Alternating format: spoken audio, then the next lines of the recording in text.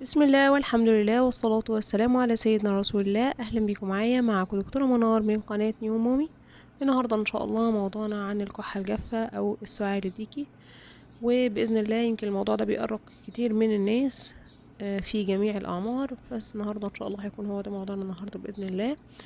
بس الأول يا جماعة نصلي على النبي صلى الله عليه وسلم ونذكر الله. اذكر الله يا جماعة، لا إله إلا الله، وصلوا على النبي صلى الله عليه وسلم. اللهم صل على سيدنا محمد وعلى آله وصحبه وسلم تسليما كثيرا. واذكروا الله يا جماعة، لا إله إلا الله. يمكن نبدأ بقى موضوع الفيديو معانا مع بعض. بس الأول يا ريت يا جماعة نعمل لايك للفيديو علشان يوصل لأكبر عدد من الناس، وشير يعني مشاركة لكل أصحابنا علشان الكل يستفيد. وما ننساش الاشتراك في القناة من كلمة اشتراك اللي لونها أحمر تحت الفيديو، وندوس على زرار الجرس على كلمة الكل علشان إن شاء الله يوصلكم كل جديد للقناة.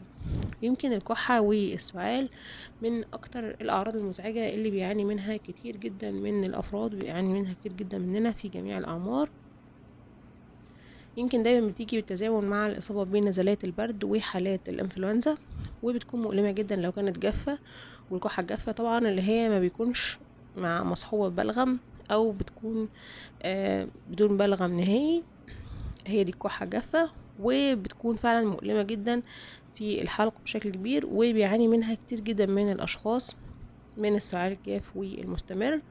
ومن أنواع الكحة طبعا السعال الديكي، وهو مرض شديد العدوى بيصيب الجهاز التنفسي. وممكن ان احنا نميز المرض ده ازاي او نعرف ازاي ان ده سعال ديكي. ان احنا طبعا لما بيسعل المريض او بيكح، طبعا سعال متقطع وحاد، وبعد السعال على طول بيكون في صوت شهيق عالي النبرة وزي صياح الديك بالظبط، وبيكون مؤلم جدا في الصدر. وطبعا المريض لما بيكح او بيعطس طبعا في رذاذ طبعا بيكون خارج منه محمل بجراثيم طبعا دقيقة جدا، ومحدش بيقدر ان هو يشوفها، وبتنتشر في الهواء وبتدخل في رئة اي شخص قريب من المريض طبعا، وبتسبب له العدوى. النهاردة ان شاء الله معانا وصفتين طبيعيتين وبسيطتين ومكوناتهم موجودة في كل بيت بإذن الله للكحة الجافة والسعال الديكي. أول وصفة معانا بنقطع بصلة كبيرة أو بصلتين متوسطين، وبنطبخهم في كوبايتين من المية المغلية، والمية المغلية تكون محطوط فيها نص كوباية سكر نبات. سكر نبات موجود زي ما هو موجود قدامنا في الفيديو، ولغاية ما يبقى يعني يتقل معانا زي العسل بالظبط.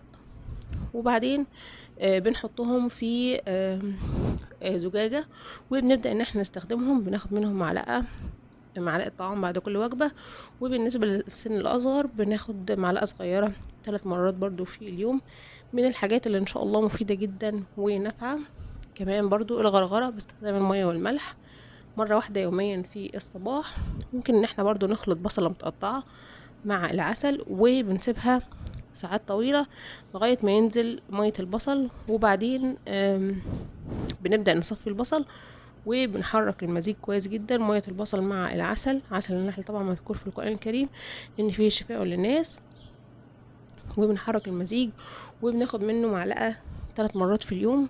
وطبعا كل ما بنحتاج للوصفة كل ما بنكررها في اليوم اللي بعده، وبإذن الله تكون نافعة وتدعوا لي عليها بأمر الله يا رب. بإذن الله الفيديو يكون مفيد لكم النهارده. ما تنسونيش من دعائكم في أمس الحاجة للدعاء. لو وصلتوا لغاية هنا من الفيديو بشكركم جدا جدا جدا. واستودعكم الله، والسلام عليكم ورحمة الله وبركاته. اي حد عايز مني اي حاجة يسيبها لي ان شاء الله في الكومنتات وانا هرد عليها بأمر الله. برد على اول تعليقات طبعا بتجيلي على الفيديو، يمكن بعد كده ما بقدرش ارد. استودعكم الله، والسلام عليكم ورحمة الله وبركاته.